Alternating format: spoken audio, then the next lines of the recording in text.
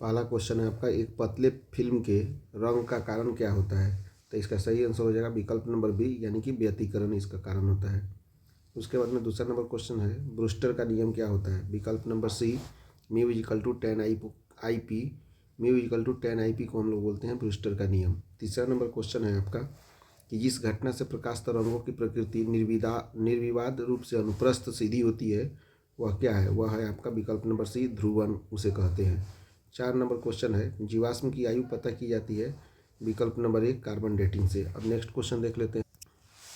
5वां number question है, Kirchhoff का द्वितीय नियम क्या कहता है? तो किरचॉफ का द्वितीय नियम बोलता है ऊर्जा संरक्षण के नियम को बताता है।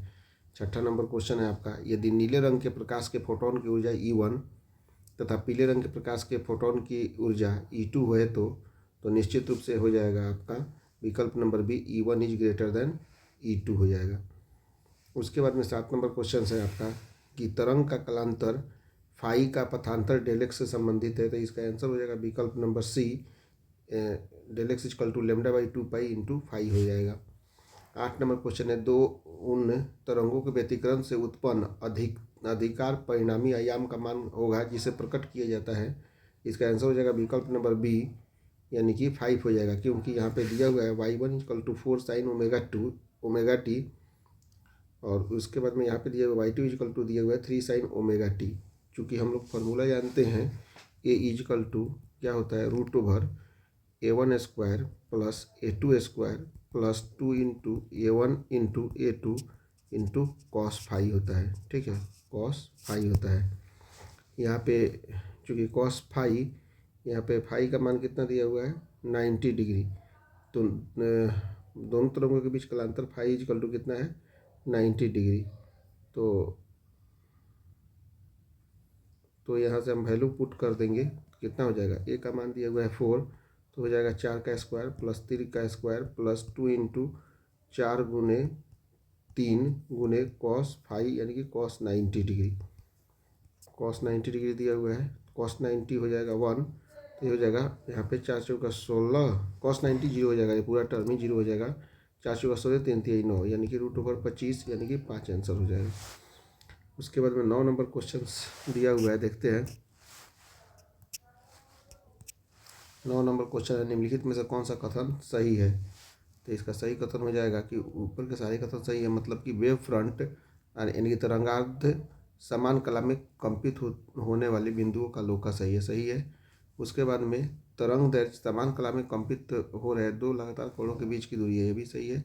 दो स्रोतों को कोहेरेंट होने के लिए उनकी आवृत्तियाँ समान होनी चाहिए, ये भी सही है, यानी कि विकल्प number D is the right answer. 10 number question है आपका, यंग के द्विछिद्र प्रयोग में छिद्रों की चौड़ाई तथा पर्दों से छिद्रों की दूरी दोगुनी कर दी जाती है, तो फ्रिंज की चौड़ाई कितना हो जाएगा? देखिए यहाँ पे दिया हुआ है हमारे पास, होता है फ्रिंज की चौड़ाई बीटा इजिकल टू होता है λ/d डिवाइडेड बाई डी होता है। यहाँ पे क्या पूछा है, यंग के द्विछिद्र प्रयोगों में छिद्रों की चौड़ाई तथा पर्दों की छिद्रों की दूरी दोनों दोगुनी कर दी जाएगी, यानी कि यहाँ पे डी का वैल्यू दोगुना हो जाएगा, तो λ/2 इंटू डी हो जाएगा डिवाइडेड बाई डी, ये भी दोगुना हो जाएगा 2 इंटू डी, डी से 2 कट जाएगा, तो फिर से λ into D divided by D, यानी कि बीटा ही हो गया, यानी कि फ्रिंज की चौड़ाई कोई भी चेंज नहीं होगी, यह अपरिवर्तित रहेगी। विकल्प number C is the right answer.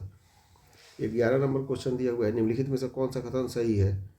तो लॉयड मिरर एक्सपेरिमेंट में सेंट्रल ब्राइट फ्रिज गायब होता है, यह कथन सही है। उसके बाद 12 नंबर क्वेश्चन देखते हैं, विनाशी व्यतिकरण के लिए पथांतर क्या होना चाहिए? तो इसका आंसर हो जाएगा विकल्प नंबर बी, 2n+1 इंटू π/2 होना चाहिए। अब नेक्स्ट क्वेश्चन देखते हैं। 13 नंबर क्वेश्चन है, निम्नलिखित में से किस भौतिक राशि की पुनर्वितरण प्रकाश का गतिकरण होता है? तो इसका सही आंसर हो जाएगा आपका विकल्प नंबर बी, तीव्रता का। 14 नंबर क्वेश्चन है, व्यतिकरण फ्रिंज की चौड़ाई क्या होती है? तो ये हो जाएगा beta is equal to λ into D divide by D होता है। 15 में लेजर क्रिया के लिए आवश्यक शर्त क्या है? तो आंसर हो जाएगा विकल्प नंबर बी, संख्या परिवर्तन इसका सही सूत्र है या आवश्यक है। नेक्स्ट देखते हैं हम लोग। 16 नंबर क्वेश्चन दिया हुआ है, द्वितीय तरंगिकाओं की अवधारणा किसके द्वारा दी गई थी? तो इसका सही आंसर हो जाएगा विकल्प नंबर सी, हाइजेंस के द्वारा दिया गया था। 17 नंबर क्वेश्चन है, व्यतिकरण की घटना का कारण क्या है? तो विकल्प नंबर एक कलांतर है। 18 नंबर क्वेश्चन है, विवर्तन फ्रिंजों की चौड़ाई व्यतिकरण फ्रिंजों में विकल्प नंबर बी की फ्रिंजों के समान नहीं होता है। 19 नंबर क्वेश्चन है आपका, दो कला संबंध स्रोतों के कारण प्रकाश के व्यतिकरण में फ्रिंज की चौड़ाई कितनी होती है? विकल्प नंबर ए तरंग दैर्ध्य के समानुपाती होता है। अब उसके बाद में हम लोग नेक्स्ट क्वेश्चन देखते हैं।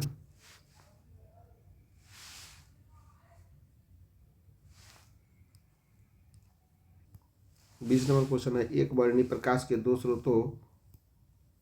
स्रोत कला संबंध कहे जाते हैं जब उनकी, हो जाएगा विकल्प नंबर सी, कलाएं समान हो। 21 नंबर क्वेश्चन है, साबुन के बुलबुले रंगीन दिखाई देते हैं, विकल्प नंबर सी, व्यतिकरण के कारण। 22 नंबर क्वेश्चन है, निम्नलिखित में से किसी भी ध्रुवीकृत नहीं किया जा सकता है, तो इसका आंसर हो जाएगा विकल्प नंबर ए, ध्वनि तरंगों को ध्रुवीकृत नहीं किया जा सकता है। 23 नंबर क्वेश्चन है आपका, समान आयाम एवं समान तरंग दैर्ध्य की दो प्रकाश तरंग यदि आरोपित की जाती है, परिणामी तरंग का आयाम महत्तम होगा जब उनके बीच का कलांतर, आंसर हो जाएगा विकल्प नंबर ए, यानी कि शून्य हो जाए।